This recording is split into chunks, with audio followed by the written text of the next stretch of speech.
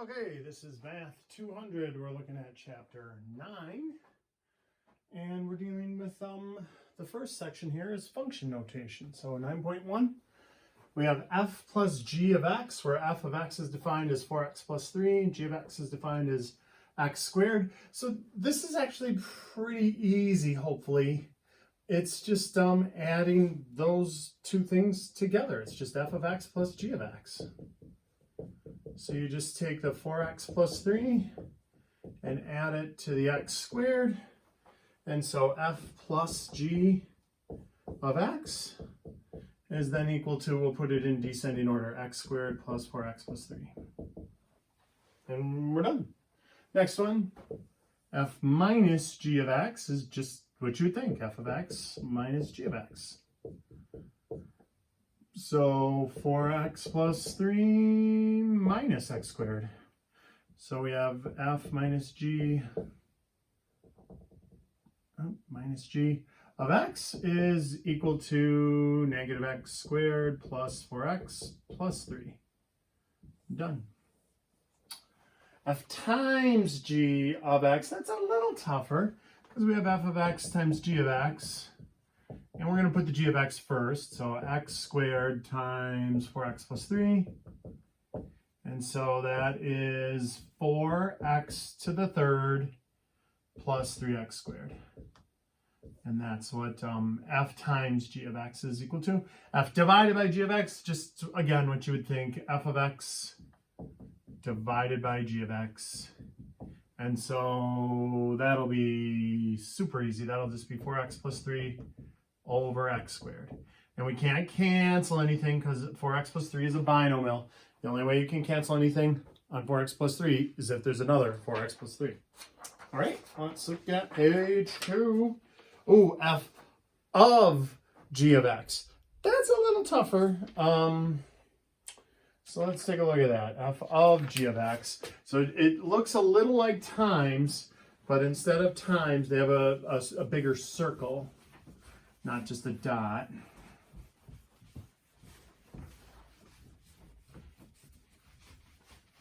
And so these are sometimes referred to as composite functions or nested functions, when you kind of put one right inside of the other one. So let's look at the example here. We have f of x defined as 2x minus 5, and g of x defined as x squared plus 1. And they want me to find f of g of 2. So they don't even want f of g of x, they want f of g of 2. And this is actually easier when they give you a number, because instead of finding f of g of x and figuring out all of that and then subbing in the 2, what you can do is you can take, what this means is f of g of 2. That's what's going on there. So we can find the number for g of 2 and then just put that in for f of that number. So here, look, g of 2 is equal to 2 squared plus 1, that's 4 plus 1, that's 5. So g of 2 is equal to 5. So that is equivalent to 5. So we can just say f of 5 now, which is something we've done in the past with function notation. F of x is defined there, f of 5, we just replace the x's with 5's. 10 minus 5, so that's 5. So f of 5 is equal to 5, which means f of g of 2 is equal to 5 at the end of the day. All right, let's look at another one. What if they go the other way around? What if they say, okay, same thing, g of x and f of x, but this time they ask for g of f of 2 again. Well, this is different. This is g of f of 2. So this time, instead of putting the 2 into g of x, we're going to put it into f of x. So f of 2 is equal to 2 times 2 minus 5. That's 4 minus 5. Ooh, look, order of operations.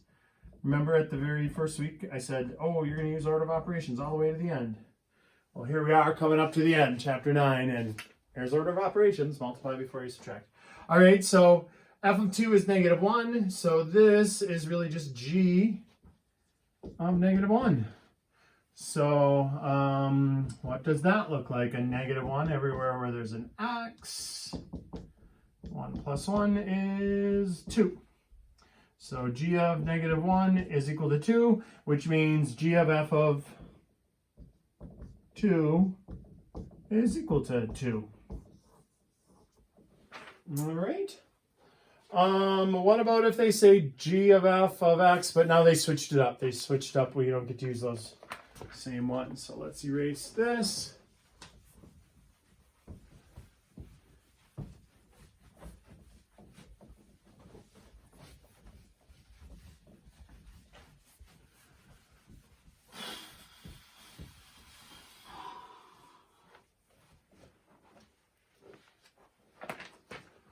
So number 3, we have f of x is equal to 4x plus 3, and g of x is equal to x squared. And so we're going to do, they want us to do f of g of x. And I don't know, this always looks a little confusing to me. I like to write it f of g of x. So you're literally taking this g of x, this thing, and subbing it in to that thing, basically, like substitution. F of g of x. So even if that was a binomial, we put them both in. So let's see what f of g of x looks like then. It's 4, and instead of x plus 3, we're going to substitute what g of x is, which is x squared. And then it's just 4x squared plus 3.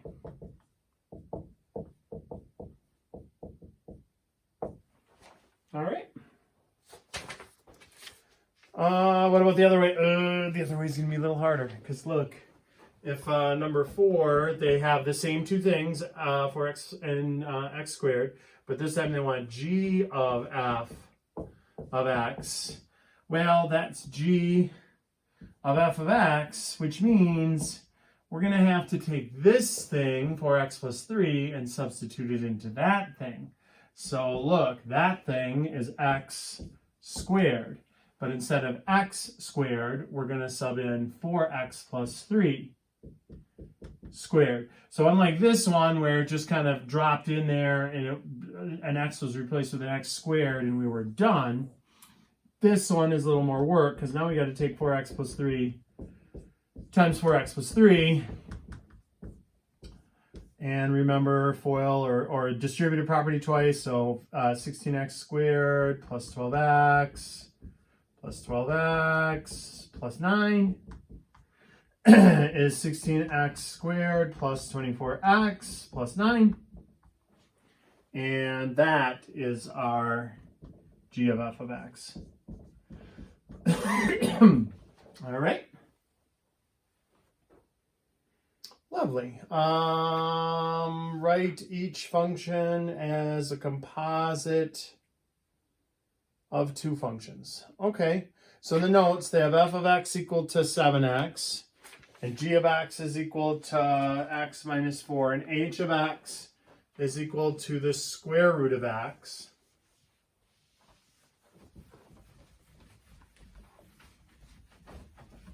So they kind of give us the blocks to work with. And now they want us to arrange them. So like number 5, they said f of x is equal to 7x. G of x is equal to x minus 4. And h of x is equal to the square root of x. And then they said, okay, look, there's a big capital F of x. It's equal to the square root of x minus 4.